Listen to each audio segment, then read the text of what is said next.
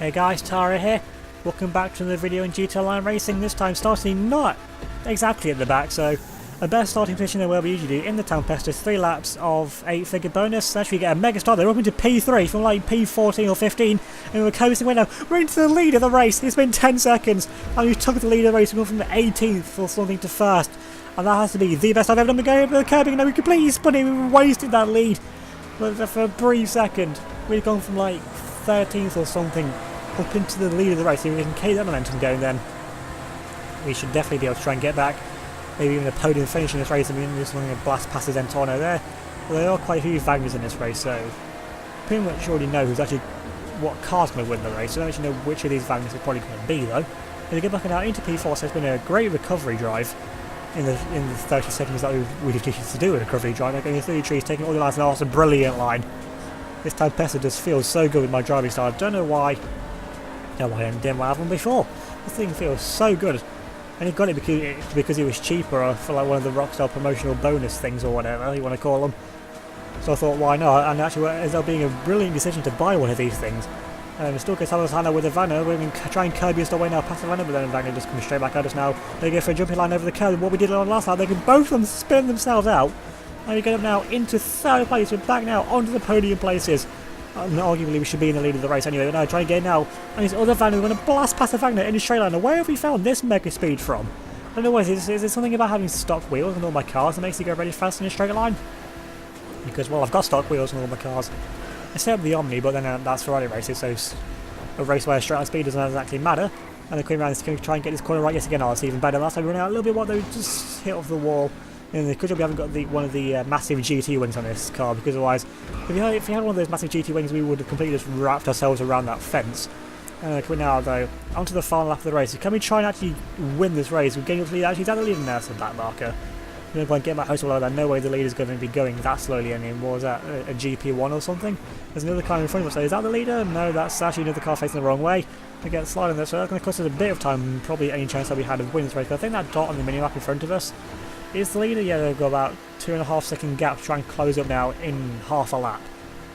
We're going to have the mightiest second half of a lap we've ever done if we get anywhere close to winning this race. So there goes that. Also, we probably going to need a mistake from the car in the lead as well. As we're coming up now to this third section, come and try and get 3 for 3 now on this nice left hand. Actually, we'll never know because the footage cuts.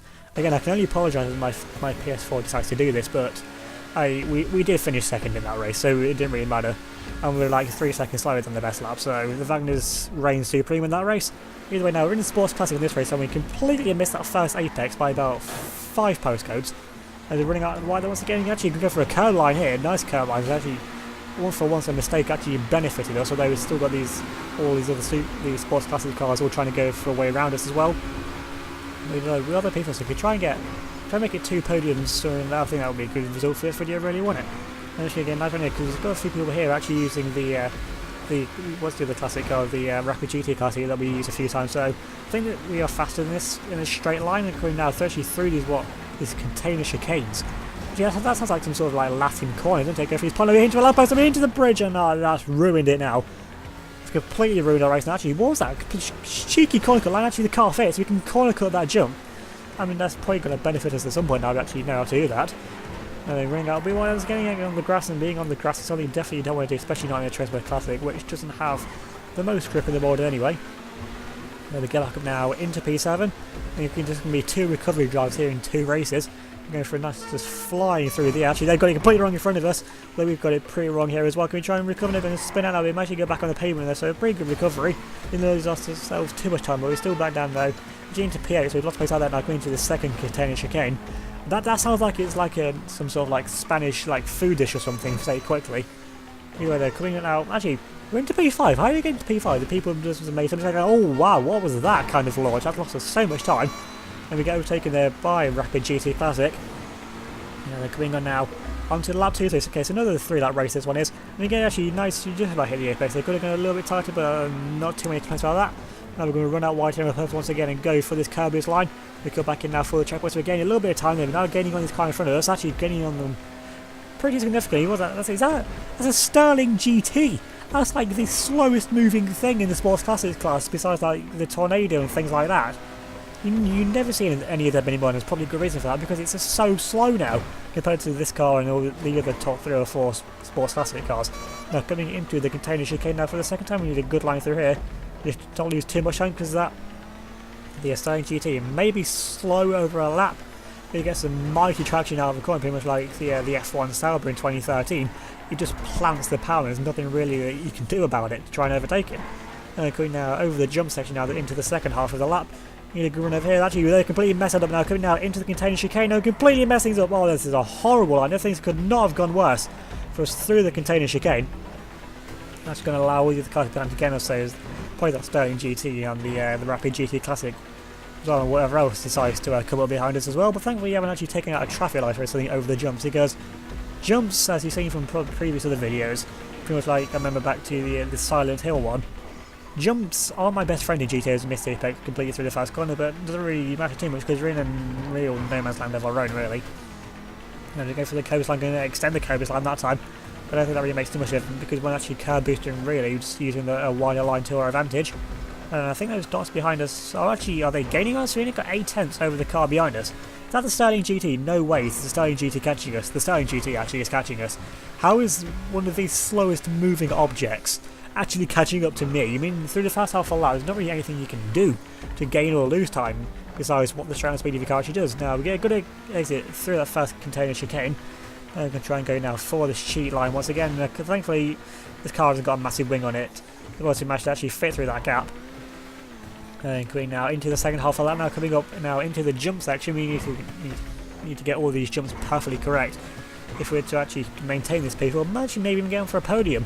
Even though one of the top 3 make a mistake, but I think they're a bit too far in front for any of that to happen.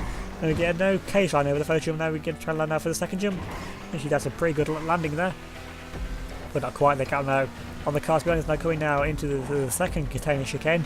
We managed to make that. So that's a nice flowing line. Definitely a lot better than what we did last time. But then again, you can't really do anything worse than what we did last time, besides drive through it in backwards or something.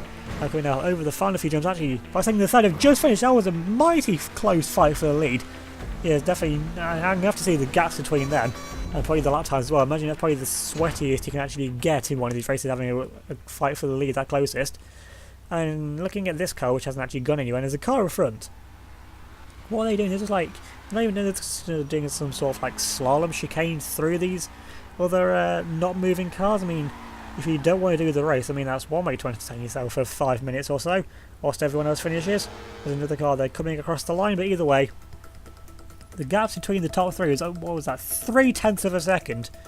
Although Jam did have a best lap that was significantly better, but then again, my best lap was on pace with the top 2, so if we hadn't mucked up at the start, I think we could have been on maybe for a win of this race. Definitely a podium, I think, at least, anyway. So remember to leave a like if you enjoyed this video, leave a comment down below, subscribe if you're new, and hit that notification bell so you don't miss out on any of my future videos. Remember to join my Discord server, which will be linked in the description down below, along with my Facebook, Twitter and Instagram, so you can definitely go and follow me on all of them. So thanks for watching, I'll see you all next time.